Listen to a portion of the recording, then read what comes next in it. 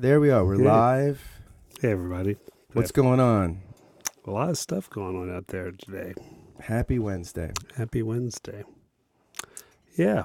So, Trump gets another Supreme Court judge. Anthony Kennedy went over and met with him. He said, one of the reporters said, did he make some recommendations? Of course. I mean, many people and people you would know. I'm waiting for Trump to say, none of them I would know, of course, because I have no. I mean, it's so interesting, like, as if he would care who Anthony Kennedy would. Judge Dredd. I heard that's one of his. I like that. Judge Reinhold. Judge Reinhold. Judge Judy. Judge Janine's a real possibility, actually. Yeah. Oh, my. Yeah. Judge Janine's a lovely person. Yeah, I don't know. Very fascinating stuff. Yeah, it is.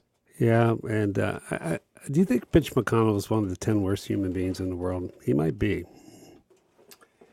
10 worst? I don't know. That's a bold... Yeah. I'm sorry. Yeah, because he might be. Somebody did ask Trump today, though. Have you thought about holding off the appointment because it's an election year? I hadn't really thought about that. But that's fire at Democrats. That's what I'd say. We decided. Wasn't Chuck Schumer already did on the floor, but yeah, Mitch McConnell just. I think when the book's written about what happened to our country during this time period, he will be one of the bad guys. Yeah, I think he's done a lot of damage. I think that's safe to assume. Yeah. Do you see his team? Did you change the way I sound? No, I just changed your volume level a little bit. You want to hear yourself louder in your headphones? No, I'm fine. I'm fine the way I am. Yeah. Does that sound more like it was? No, I'm good. All right. Yeah. So there's a lot going on. Yeah. I don't know what I'm going to do when the World Cup goes away. It's been a very good distraction for me. Trump is not as big a soccer fan as his son. He said, well, who are you rooting for? I'm rooting that everyone does well, and Russia's doing a fantastic job handling the World Cup. They're doing so well. Yeah, I'm going for Mexico. They didn't look very good today. So I'm very pro Mexico right now. Can you turn yours down just a little bit? Yeah, I can turn mine down. Microphone. Yeah, me too. Is that better? Yeah, thank you. Better?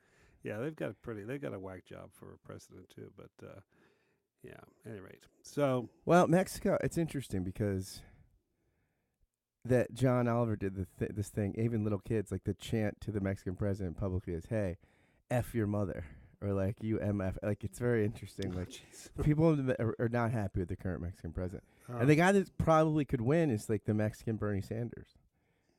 He's kind of this left-wing nationalist populist, very interesting, like simple kind of guy. It's very interesting. Hey, by the way, here's this is totally unrelated, but last night we celebrated my third son John's 30th birthday. It's hard to believe, but very thankful because many of you, John was in a car accident. But there was, you may find this hard to believe, but there was a discussion about my parenting style that came up, and it was not all favorable among the offspring and such. Shocking. Well, all right. Here's the issue. Now maybe we can pull our listeners on this eventually. Okay, my. This is legitimate self-deprecation. I love this. Yeah. All right. So I'm so into this. All right. So. Although really, I don't know if it is because it stems from deprecation that came outside.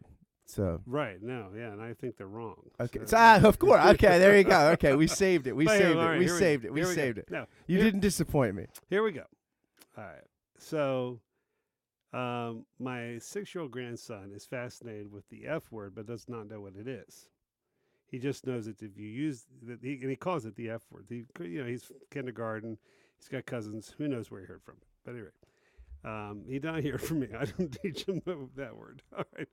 Anyway, so he's going around asking everybody, if they know about the F word, what the F word is, and basically my oldest son, he's a great father, a wonderful father, but his tact is that, he's not telling him what the word means. He's not going to tell him. He's not telling him the word. Okay, so he says, Ben Jr., you don't need to know that word. Now, to which I said, well, you're just making it more interesting. You're making it more attractive. what you should, and so Ben goes, well, what would you do? Now Ben goes, oh no, let me tell you what you would do.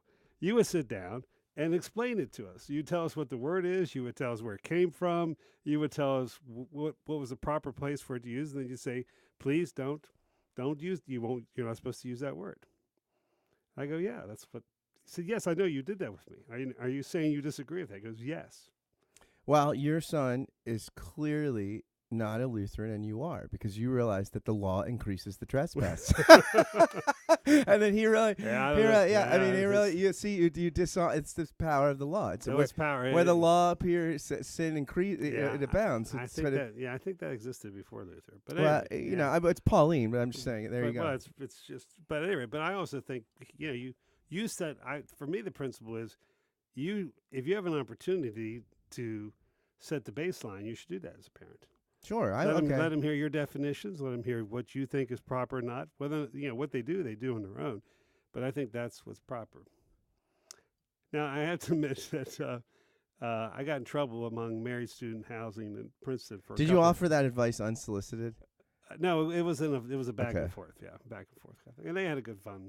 Unsolicited advice is always tough. Well, I'm very careful. I don't throw. I respect, especially on the golf course. Unsolicited advice. I respect my sons and my daughter-in-laws. I expect them as parents. They're great parents. But I did when we were at Princeton. Matter of fact, John. We were expecting John at Princeton, and so all the Ben and Adam. They were like 4 and 2 and 5 and 3. 5 and 3, I guess they were, and so there was a baby coming, so they asked me about that, so I told them, I gave them the facts of life, and then fascinating. It's so fascinating. And then I got all these parents upset with me because, of course, out on the playground, yeah, they were the knowing children. Knowing children. I also got in trouble because we didn't teach them Santa Claus, and you're tough. We told them it was a fun myth. Jeez. Well, I tell you, when I was a kid, I can still remember when I found out that Santa Claus was not real, and I felt so lied to. I told my parents, "What else are you lying about?" Right, Sandman, Tooth Fairy, Easter Bunny. You go to the list. Jesus, exactly. God. So I learned this week. There's so many racist terms, like cut your cotton picking mind. You're out of your cotton picking mind. Racist. Yeah. I mean, I don't know that I've ever even said that, but I heard that. And also, peanut gallery, racist. All right. Because that's where African Americans were put, like the up in the cheap seats, and probably the sort of Roseanne Barr monkey connotations with peanut. So then also, what was that kids show in the 50s? Where all I'm not sure that a lot. I can't remember. It was famous. Howdy Doody, is that right? Yeah. All the kids sat in the peanut gallery. Yeah, that was right. Gypped is racist because it's anti-gypsy. Right. Yeah. No can do is something to do with Asians. I don't know from what I learned all this on Howard Stern. Howard Stern's like, my mother said all those. I'll tell you, you're out of your cotton picking mind. Go sit in the peanut gallery. It's like I think my mom said all of those in one sentence. So there you go. Wow. So I learned a lot. I feel educated. So it's been a pretty educational. Exactly. Yeah. But do you want me to say something self? No, you don't have to. I can if you want. You don't have to. All right, ready to get going? Ready. Do we have any viewers right now? We have 6 viewers, by the way. Hey, gangs. Yeah. So I don't know. I should look on my. So anyway, if any of them giving us parenting advice, maybe all of them are saying never talk to me about parenting again. Yeah, never. I don't know. That's an interesting story. It kinda tapered off at the end. I liked where it was going at first, but then once we got back to Princeton, it's a little like it's sort of one of the stories that was like it was punchy at the beginning, and we got Tyr is with us. We have 6 viewers, but I don't know which 6 there are. I know, like, can I look that up? I don't know how I look that up. If I swipe, no, I can't tell. But all right, well, our 6 viewers. Here we go. All right, we're here for you. We are. All right, here we go. Yeah. Oh, wait. I want to know what episode number we're at. Let me see. Let me go up on our website. Did we ever name this series, by the way? No. Okay. We have no name for it. We're a series with no name. I've been through a podcast with a series with no name. 220. So this is 225. Okay. All right. All right. Here we go. I like that. I like that number too. That's a nice. Somebody just liked something. I don't know who did that. Factor of 5. Oh my goodness. Somebody just liked something. I don't know who did that. Good. We have 7 watchers. Amy from now Baltimore. Amy who used to work at Holy Trinity. Oh, I know Amy. Yeah. Hi, Amy. All right, Amy. here we go. I'm hitting record. Ready?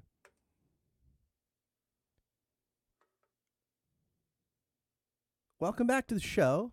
I'm Scott Jones. And I'm Bill Bohr. And this is episode 225. Following up on 224, which is the Laodicean Augustine, which is completely original to you, as far as I know. And so now we'll have to come up with a catchy name for Luther and Calvin here, because this is where I'm handing the baton. Don't put that kind of don't be a victim of your own success. No, I'm saying about you guys. I'm putting the baton is now to you. I had my Laodicean moment with Augustine. Now you are in defense of Luther and Calvin. That's like what Axl Rose and Guns N' Roses, victim of their own success. By the way, do you know there's a new edition of Appetite for Destruction coming out? I think like this Friday or something. Oh, wow. In commemoration, the anniversary of the release of that album. Were you a big Guns N' Roses fan? I think Appetite for Destruction is one of the best albums of the 90s. Yeah, I mean, and I think they're an amazing band. They just like kind of like after Appetite for Destruction, they just again like victim of their own success. I mean, they're kind of or nuts. Yeah, I mean, I think they couldn't get it together. But Axl had some issues. Yeah, but I still think that they rock. They're an awesome band. Yeah, I mean, they're talented, very talented. They rock. And had range. I mean, they did a lot of interesting stuff. Yeah, like, I agree. But yes, I'm a fan. I like Guns N' Roses. Yeah. Take Me Down to the Paradise City. That's a good one. I like that. Yeah, that whole album is awesome. Videos were great too. Yeah, I like Welcome to the Jungle. Welcome to the Jungle is great. Where they blow the whistle. Mm-hmm. Yeah. I love it. I love all of that. Good Big stuff. fan. Yeah, if in the day when we used to have music, we might have ended with a Guns N' Roses. Exactly. So Guns N' Roses. So on your own, play Guns N' Roses. Play Guns N' Roses afterwards. So yes, here we go. Here we are. By the way, on Facebook, Todd Littleton has joined us. Hello, Todd, from Oklahoma, who you were recently on his podcast. Yeah. Great episode, by the way. Thank you. I thought it was very informative. So today we're going to talk about, unlike your Laodicean, lukewarm, we're going to call yours the shaken, not stirred Augustine, because James Bond sounds so badass when he says he's really ordering a watered down martini and being snooty about it. Right. So we're going to call your Augustine the weak ass James Bond version, and we will call mine the straight up. Yeah, instead of me self-deprecation, you're doing it for me. I like that. Exactly. Well, I'm just deprecating you. Ah, yes. Like it's not self-deprecating. I'm just deprecating me. Well, I'm actually deprecating your Augustine, not you. All right. It's not. I like that people are listening to us but talking to each other. That's kind of fun. It's what comes out of a man is Augustine that defiles him, which is your lukewarm one. Which very good. must you. be spewed out. I like that you're being. Hey, maybe there was something to lukewarm. What things do you like lukewarm? What things are good lukewarm? Well, I don't like. I don't want my beer lukewarm, but it's usually served too cold. So beer should be at room temperature, unless it's like you're golfing or something. I like cold. What about? I like gazpacho. I like cold soups. It's an acquired taste, but I like a good gazpacho. Yeah, I don't know what else I like lukewarm. I like my stuff right off the grill or the. Yeah. So say you like your. Your Augustine's the only thing you want lukewarm. Well, I was trying the middle Augustine. It just turned out that was a maybe unfortunate grasp. I like it. I love it. It's a coin phrase. All right, so we're on this journey here to try to think about anthropology. What is the human role in salvation, and what is the nature of humanity? Really, at some levels, anthropology, and what does the redeemed humanity look like? So we're on this journey that we wandered around in the Garden of Eden, and we stumbled through the 4th and early 5th century. So now we're jumping to the Reformation. So Scott is here. I'm sorry, hi Todd, but Scott is here to defend Luther and Calvin. And he's got a book. Not that they need any defense, No, really. They're, I mean, I don't they're think. perfect. Well, no, they just don't need defense. Yeah. So, Tier Hardy coming to us from, I think, Virginia, United Methodist, part of the Crackers and Grape Juice Squad, asks via Facebook, wouldn't you rather be strangely warmed than lukewarm? It depends on who's doing the warming. Exactly. Yeah, I there we go. couldn't have said it. You took the words right out of my mouth. I wouldn't. God, yes. Very good. I didn't- As in Wesley. I don't disagree. All right. So let's go. All right, so here we go. I want to compare I want to give you two archetypal perspectives on the question du jour. The first is one of your favorite thinkers, right? That would be You? Well, I mean, that's a given, right? The first one is, I should have marked the page. I intended to mark it, and then by the way, I'm thumbing through a book which is fantastic, called Edward T. Oakes, of blessed memory for a few years, I think. A Theology of Grace and Six Controversies. I could not say enough good about this book as I thumb through it. This is stalling tactic as I look for here we go. So, okay, the sort of traditional Catholic position, the stereotypical sort of armchair, oversimplified Catholic position will be played today by Newman, John Henry Newman, in an excerpt from his lectures on justification. Okay. Man did not become guilty except by becoming sinful. He does not become innocent except by becoming holy. God cannot, from his very nature, look with pleasure and favor upon an unholy creature, or justify or count righteous one who is not righteous. Cleanness of heart and spirit, obedience by word and deed, this alone in us can be acceptable to God. That is, this alone can constitute our justification. Well, that's extreme. This is, yes. Yeah, that would be more than, Aquinas would not have said that way. Well, I know. That's why I'm parsing this out. These are the extremes. All right. Then this classic sort of Protestant position will be played today by Paul Tillich from an excerpt from The Shaking of the Foundations. Yeah. Do not try to do anything, or he says justification means accepting that you're accepted even though you're unacceptable. And his passage says, do not try to do anything now. Perhaps later you will do much. Do not seek for anything. Do not perform anything. Do not intend anything. Simply accept the fact that you are accepted. After such an experience, we may not be better than before, and we may not believe more than before, but everything is transformed. In that moment, grace conquers sin, and reconciliation bridges the gulf of estrangement. And nothing is demanded of this experience, no religious or moral or intellectual presupposition, nothing but acceptance. Yeah. That would be a sort of extreme. That would be the other pole. And Brother Paul Tillich lived that out.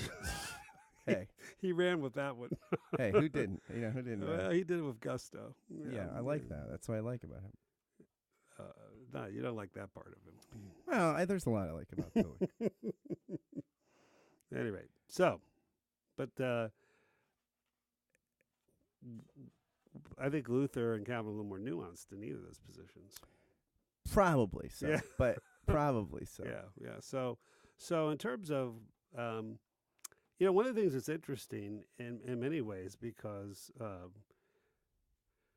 what brought Augustine initially to his conversion is kind of the opposite thing that brought Luther.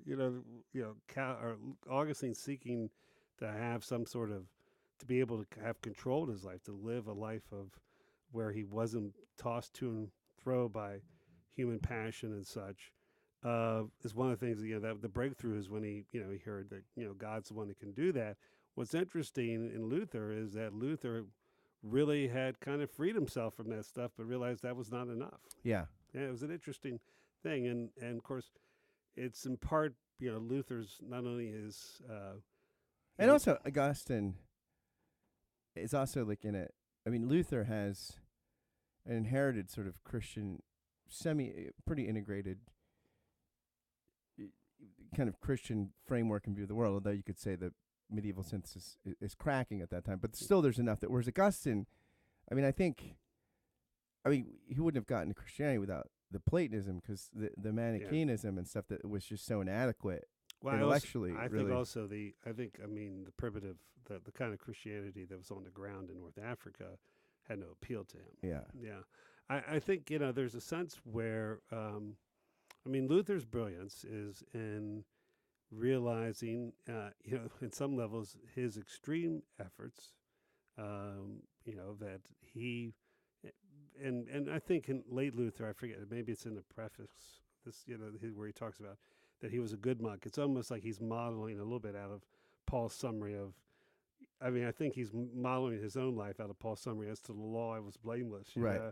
I think that's kind of affecting the way he remembers himself. But nonetheless, one would be hard pressed, by his own words and by others, that he was someone who was earnestly trying to find peace with God in the context of what could be called a really confused theological time. The doctrine of justification in the late medieval church and how we know we are saved was really it was really problematic. I think that's part of some of the corrupting practices, particularly the indulgences, was in part filling in a gap where the church just had not done good work on this. Who was the guy that was the guy? Oh, shoot, his name had every time the bell rings, Tetzel, a soul from Purgatory Springs. Yeah. No, did that rhyme in the German? Yeah, I always wondered. Actually, I think it did rhyme in the German. It does, springs and rings. Yeah, but I think Springen und Ringen. What's really interesting too. Hans und Franz. The thing. We had to pump you up. His matter of fact, the whole controversy ruined him. He became like this. There was a fall. He was falsely accused of an immorality. He lost his job. Matter of fact, he was so devastated. He basically ends up dying a broken man. Luther. This is maybe I. You think he died like cursing Luther? No, Luther wrote him a letter. Oh, that's nice. Have consolation. Luther's nice. See, Luther had. I think early Luther was better at being a Christian than late Luther. This was. I think he died. like most people are tough well, yeah, to be with around when they get old. But no. This is like God's way of preparing you for death. This is like 1518 or 1519. When he wrote this letter. So. Yeah, it was. Second half of 1517. He wasn't writing letters then. No, he was writing too much. But I think there's a sense here where Luther is, in many ways, why he, just like in many ways Augustine helped create the modern Western person, Luther was a particularly timely, his own existential crisis, which I think was something that was happening among many faithful people at that time. And certainly the late medieval church, what was going on in the modern devotion, all those different movements of trying to, really was a hyper religious age. Sometimes people think, well, the church needed reforming. It did, but it's a mistake not to see that the Protestant Reformation's in the backdrop of heightened spiritual concern. Well, and also, I think that is also part of the problem very often, right? It's oftentimes in times of widespread religious fervor that you get devolving into folk religion, right? It's sort of the whole like lex credendi, or lex orandi, the rule of the rule of prayers, the rule of faith. That's not always a good thing. Like the prayer of Jabez is a lot of people's rule for prayer, and when that becomes the rule of faith, that so oftentimes that sort of that can become extremely problematic. Yeah, I think a purely secular and Marxist kind of historical read of that time period just misses so much of it because. Even the horrible things, like you said, the very horrible things that happened, the radical persecution. What things does a purely Marxist secular history, where doesn't it miss a lot? And what I'll tell you, though, in the 9th century, they get it all. I mean, I feel like that's such a... From 1948 to 1954, they nail it. Fantastic. It's fantastic. No, but I think particularly, it's funny when you try to look at that as purely political or power politics. You miss so much of what was going on really there. So Luther, and particularly, how would you describe Luther's understanding of humanity? Well, I think that here's the thing. I think that Luther is again Augustine stirred, not shaken. I mean, you take the sort of serious, the whole idea of Augustine's idea that after, the fall, what is it like before the fall we're able to sin or not sin, and then after the fall we're not able to not sin. This notion that the human condition changes in a way that we're kind of we on our own we cannot affect any kind of reconciliation or upward. There's no upward movement that gets us to God. So any kind of metaphor of ascent where we're climbing, these things are sort of inappropriate. Now, I think you could be an Augustinian, right, and not necessarily Newman, right? Like, I mean, Newman has a little bit of a different view of how the sinner is delivered, right, but I think Newman starts with a pretty similar Augustinianism as Right. Luther, right? There's a so Well, you could argue that. I mean, even though Thomas Aquinas modified, I mean, Augustine's view. I mean, Catholics, Protestants, Orthodox is a little different, but Western Christians all tend to hold to some view of a strong view of original sin. yeah, and then the sense is like in this life, is human nature sort of fundamentally changed?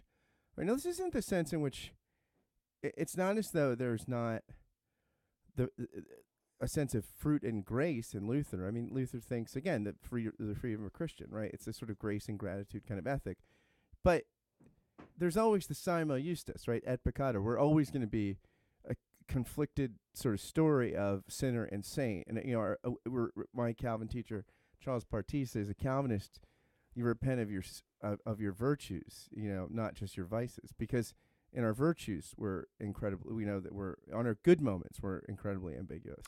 Yeah, I think now again, I think there's parts of Luther that it doesn't mean that you can't, that the presence of grace in the Christian life doesn't change that equation a little bit.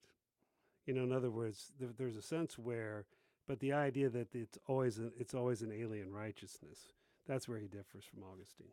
Yeah, right. That this is something imputed, not infused. That you. Although the imputation can be effectual. I mean, it's interesting. Again, the Pietists, the early Pietists, I think, go back and reclaim a more Augustinian Luther in some of these areas of sanctification.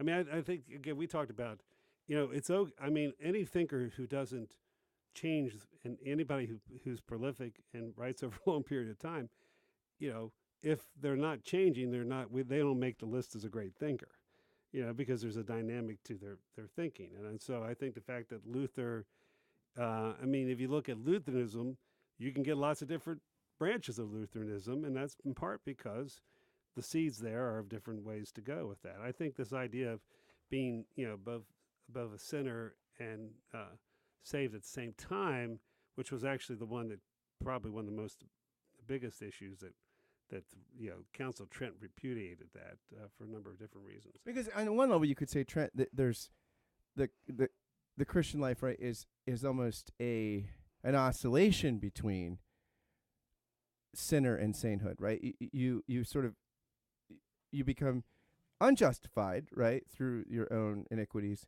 and then through sacramental reconciliation, this is healed. So there's discomfort with this both and. No, the whole system is set up so when you fall into this state, it brings you back into the other state. Right. So I don't think, it's not that the Catholic Church denies that the redeemed do not sin. Right. It's the Simo. The Simo that's the problem. Like you're either a sinner or a saint at any given moment. Yeah. And I think, frankly, which I think existentially is impossible. I would say that like just any student of the human condition, right, just on sort of intuition psychology, Luther, I just think has to be right about that. Because but I think the trouble is if you become, is it a redeemed child and an unredeemed child? I think you're after you're brought in Christ, you're always a redeemed child. You never cease to be that. Right, and your identity as a sinner change. I mean, what sin is becomes something different too. And so this is, I'll tell you, I think the essence of what a mature sort of Lutheran, kind of Augustinian, straight up Augustine, would be this passage from Saint Teresa of Lisieux, late 19th century Catholic thinker, and she wrote something. Wait, before I read this, I'm gonna read a Facebook comment from Mr. 1517. From this is the most Lutheran person we know, Adam Morton. This comes to us, listeners, from Facebook Live. From our Facebook Live feed from Adam Morton, the quintessential Lutheran from Lancaster. Although he's more than quintessential Lutheran from Lancaster. He's more bigger than the region in Lutheranism. Yeah. He says the trouble with the pietists, they start to ignore how Luther insists this righteousness is substantially hidden from the Christian. Sanctification is perfectly real, but is not really available for me to assess. And about the worst thing I can do is look for it inwardly. Yeah, I think that this is an interesting thing, that like this is something that Calvin adds to the tradition that I think is not great. Like either for Luther, your assurance, you don't look inward, you look to Christ. For Calvin, the assurance, you can see the inner testimony of the Spirit, and so you look inwards, and I think a lot of people never escape it. But I also think this version of Lutheranism is borderline not Christian. I wouldn't say that, but again, that's not a Laodicean statement. It occurs to me that Jeffrey Carter says from California via Facebook. It occurs to me that we're like photons as Christians, wave and particle, sinner and saint. That is meta, bro. There we go. Meta. There we go. That's pretty good. Meta. So this is what Teresa says in a piece called "An Active Oblation to Merciful Love," which she writes 2 years before death. And in a prayer to God says, "After earth's exile, I hope to go and enjoy you in my homeland. But I do not want to lay up merits for heaven. I want to work for your love alone, with one purpose of pleasing you, consoling your sacred heart, and saving souls who will love you eternally. In the evening of this life, I shall appear before you with empty hands, for I do not ask you, Lord, to count my works. All our justice is stained in your eyes. I wish then to be clothed in your own justice, and to receive from your lover the eternal possession of yourself. I want no other throne, no other crown, but you, my beloved." And in another piece, which is translated into English as Last Conversations, she says, "I cannot rely upon anything, not on one single work of mine, for security. And here I am very happy to go to heaven very soon. But when I think of these words of God, my reward is with me, to render to each one according to his works. I tell myself that he will be very much embarrassed in my case. I haven't any works. He will not be able to reward me according to his works. Well, then he will reward me according to his works." Yeah, what's fascinating about her too is that, I mean, and again, this idea of, I think often people forget that, the official teaching of the Catholic Church is grace alone. One of the things that was fascinating about her, she had no consolations of her salvation in her last parts of her life. She died of very painful disease. One of the things about her that's so fascinating too, I mean, her nickname's the little flower, right? Yeah, and that it's in obscurity. That her love, that God loves her, and her obscurity is a testament of the greatness of His love. I mean, at some levels, I think she anticipates certain aspects of Simone Weil and the idea of absence. And again, I think this idea of humility. The interesting thing is, the Pope has a confessor. So I mean, there's a sense where this idea of that Christians, and again, this is part of the trouble I think with the holiness movement, is by this idea of at one level, the Wesleyan movement was a corrective to, I think, some extreme of some of the Reformed aspects of losing sight of the idea of sanctification. And the very New Testament talks a lot about what our life is to be like in Christ, and what it means to live by the law of Christ, and what it means to live out love.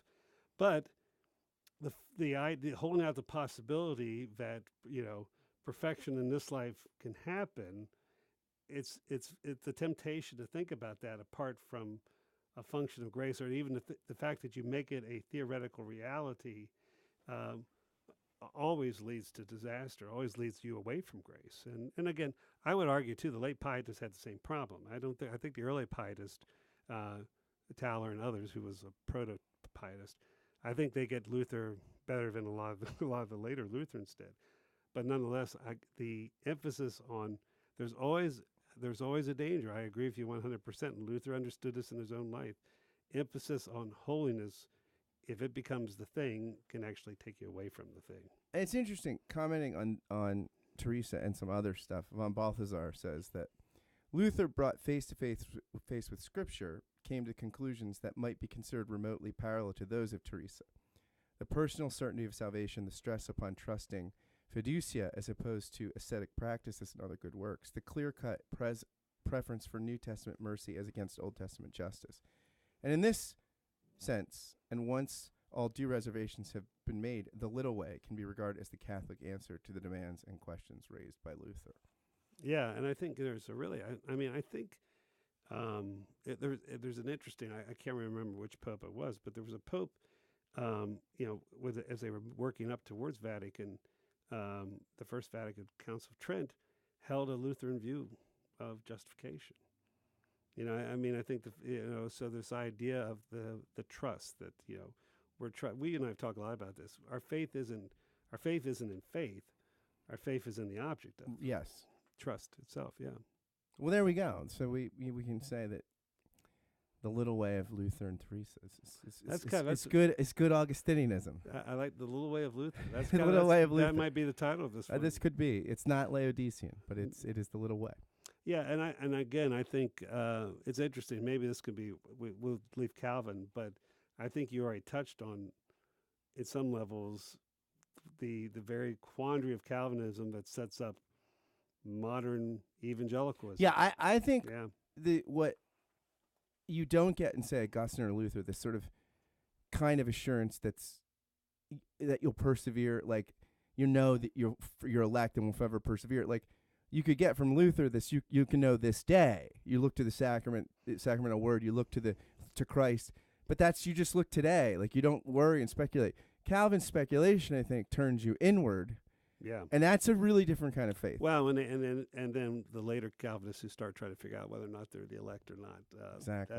That opens up another door, which always surprises me. A couple of things. Why people like the Reformed movement, which believes everything is by grace, why is it historically been such an arrogant? This is yet another topic for another podcast. All right, very good. Take care, everybody. Thanks, everybody. Thanks for tuning in, everybody, on Facebook. And I'm sorry, Andrew. Somehow we do always end up agreeing. No, we didn't really. We didn't. Well, we live in the same territory. Bunker. Yep. Take care. Peace. Thanks, everybody. Bye.